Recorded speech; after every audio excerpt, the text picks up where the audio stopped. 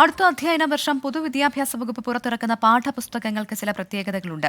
ഓരോ പാഠങ്ങളിലും കുട്ടികൾ തന്നെ വരച്ച മനോഹരമായ ചിത്രങ്ങളാകും ഉണ്ടാവുക.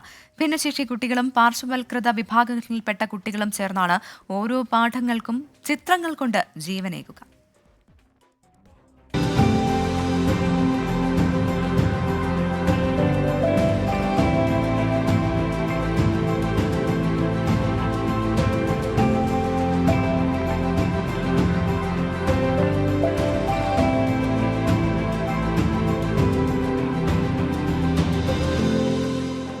എന്ന് ഭയങ്കര സന്തോഷം.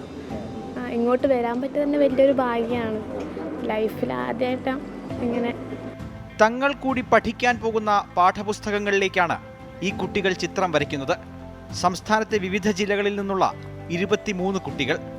SCERT തിരുവനന്തപുരത്ത് സംഘടിപ്പിച്ച പ്രത്യേക ക്യാമ്പിൽ ഭൂരിഭാഗം കുട്ടികളും ചിത്രങ്ങൾ പൂർത്തിയാക്കി. ഓരോ പാഠങ്ങൾക്കും അനുസരിച്ച് നിർദ്ദേശങ്ങൾ അധ്യാപകർ നൽകി. ആശയവും വരയും നിറവുമൊക്കെ കുരുന്നുകളുടേത് തന്നെ.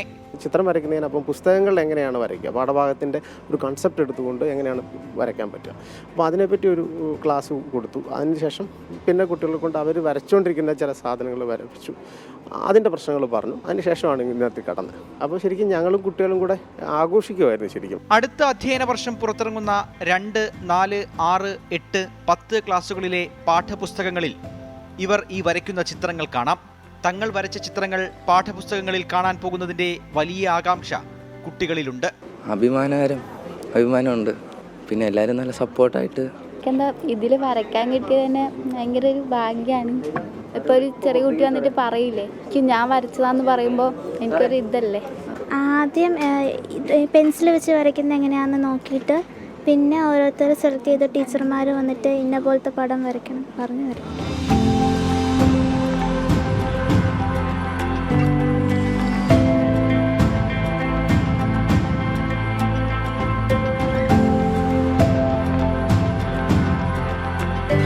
മോഡൽ റെസിഡൻഷ്യൽ സ്കൂളുകളിലുള്ള 14 ജില്ലകളിലുള്ള കുട്ടികളെ നമ്മൾ ഈ രചനാ ശില്പശാലയിലേക്ക് ചിത്രം വരയ്ക്കുന്നതിന് വേണ്ടി ക്ഷണിച്ചു.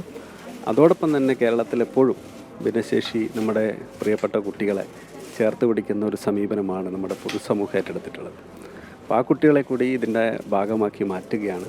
ഏതൊക്കെ കുട്ടികളുടെ ചിത്രങ്ങളാണോ നമ്മൾ പാഠപുസ്തകത്തിൽ ഉൾപ്പെടുത്തുന്നത് അവരുടെ പേര് വരെ ആ പാഠപുസ്തകത്തിൻ്റെ ആദ്യ ഭാഗത്ത് രചനാസമിതി അംഗങ്ങളുടെ കൂടെ അച്ചടിച്ചിട്ടാണ് പാഠപുസ്തകങ്ങൾ അടുത്ത വർഷം നമ്മുടെ കുട്ടികളുടെ കൈകളിലേക്ക് എത്താൻ പോകുന്നത്.